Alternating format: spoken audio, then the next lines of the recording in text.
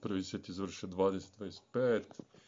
Držale su se neko vrijeme, mučile, ali su izgubile prvi set. Drugi set je završio 25-15.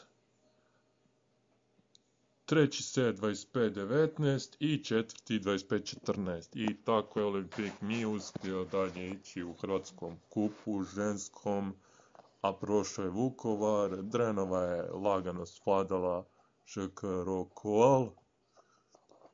Đakovo je izgubilo od Nove Gradište lakih 3:0 i ispalo, i Nova Gradiška je prošla dalje. Rijeka je lako riješila Poreč i prošla dalje. Kaštela je prošla dalje 3:2, ali ne lako. Završila je 3:2 protiv Dubrovnika. Dosta se teško mukom namučila utakmica. Bila je naporna utakmica, ali su pobijedile na kraju 3:2 u setovima. Varaždin, Osijek, to se igra 25. listopada, a Mladost je lako Kostrenu dobila u gostima 3:0, a Marina Kaštela Brda, to je odgođeno i čeka se sad drugo kolo muški.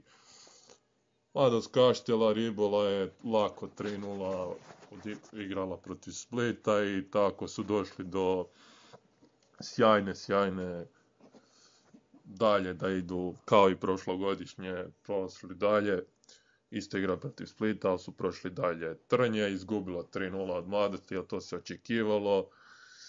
A Rovinj je, nažalost, dobio od Rijeke 3:0 i to doma izgubio a Rijeka je prošla lagano dalje i igrat će dalje u Hrvatskom kupu. Mursa i Daruvar igraju sutra u 20 sati kod Daruvara, a Croatia je 3:1 izgubila Centar Metala. Centar Metal je lako kočom prošao dalje i plasirao se dalje. Sisak je dobio Sokolov OK 3:0, a Zadar je pobjedio 3:0 Šibenik. Šibenik je izgubio i Zadar je dalje prošao. A bilo je zanimljivo između Varaždina i Medicinara. Varaždin je sjajno igrao. Prvi set je dobio 25-19, 25-16, onda je došao Medicinar, 25-16 Medicinar i 25-18 Medicinar je pobjedio 3:1 i plasirao se dalje i sad se čeka osmina finala za seniore i seniorke u Hrvatskom odbojkaškom kupu i da vidimo ko će dobiti, ko će se s kim sastati u osmini finala. To će biti zanimljivi parovi Hrvatskog kupa. To je to, ljudi moji.